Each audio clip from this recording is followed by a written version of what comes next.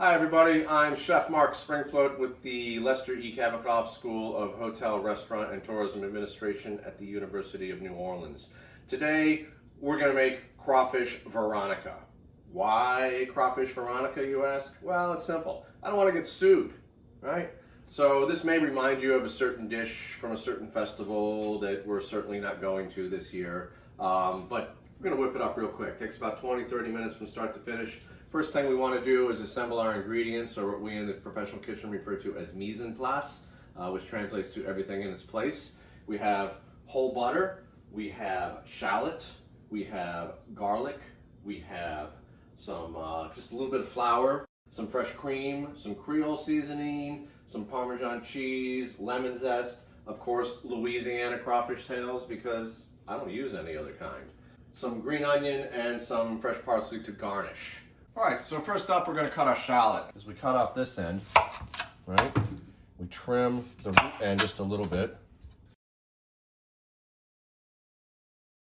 I'm going to make a cut across like that, and what we're going to do is make a series of cuts this way. And notice I'm not quite going all the way through. The goal is to stop right before the end. We make our cross cut, or our vertical cuts that way. And then we'll come through again this way.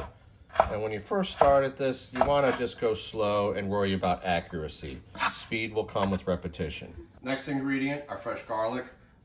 If you guys really aren't aware of fresh garlic, just shut it off now. We're done. All right, we're going to break off about, let's do 2 cloves, I think, for this. I'm going to trim a little bit, get our paper off. The quick trick for this is take your knife, palm of your hand, little tap, skin comes right off. Now we're going to give it a little harder hit. This time, you know, we're a little more aggressive. Pretend it owes you some money. And now we're just going to run our knife through it a few times. And as we cut, we keep our thumb behind our guide finger so we don't lose a thumb. So kind of a medium heat. We just want to melt our butter, and then we're going to add our shallot. And we just kind of want to sweat this down. And when we sweat, we really don't want a whole lot of action, a whole lot of sound, so we're going to turn down, and we're going to add a pinch of salt. So we've just kind of sauteed this for about a minute. We really don't want any color on here. Now we're going to add our fresh garlic. And since I happen to be using a non-stick pan, I'm using a heat-tempered rubber spatula. We don't want to put anything metal into our pan. Just keep things moving. We just want to get things to where they're translucent. So now we're going to take a little bit of flour. This is just an all-purpose flour. And this step really isn't necessary, but I find it stabilizes the sauce, especially if you're going to heat it up the next day in a microwave. So we're just going to add a little bit of flour. In French cooking, this would be called sangé.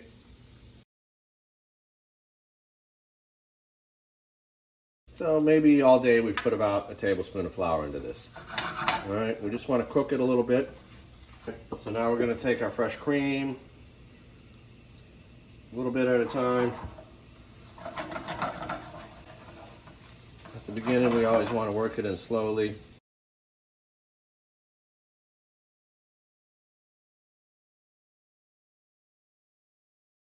So we just want to make sure we have smooth consistency here.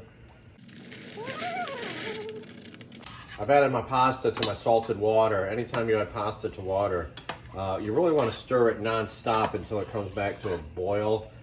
Otherwise it'll stick. Here we are back at our sauce. We've been reducing for a few minutes here. What we want to do now is season it up with a little Creole seasoning.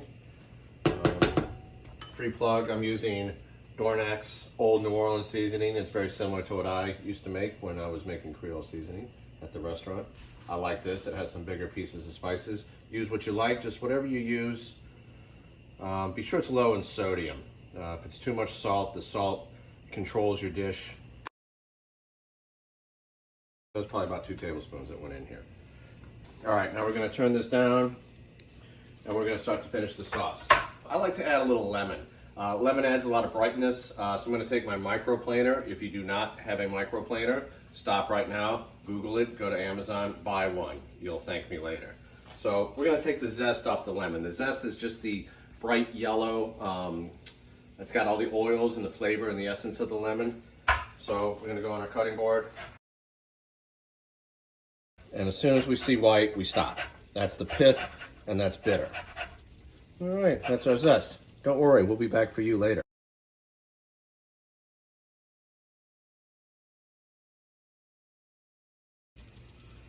And when you add the cheese, you want to be sure and stir it in really well so it doesn't clump up on us. And if it seems like it's getting too thick on you, like this seems to be, you can just add a little more cream or water, or if I had some white wine, that's really what would be going in here. Now, if you want a redder color, you could always add a little bit of paprika, a little lemon juice. I told you we'd be back. Louisiana crawfish tails. Psst, chef tip. This pasta water, it's like liquid gold. It's full of starch and flavor from the pasta.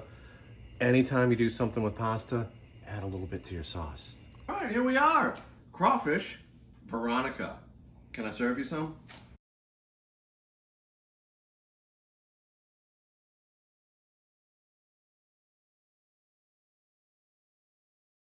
Chef Mark's Crawfish Veronica. C'est bon.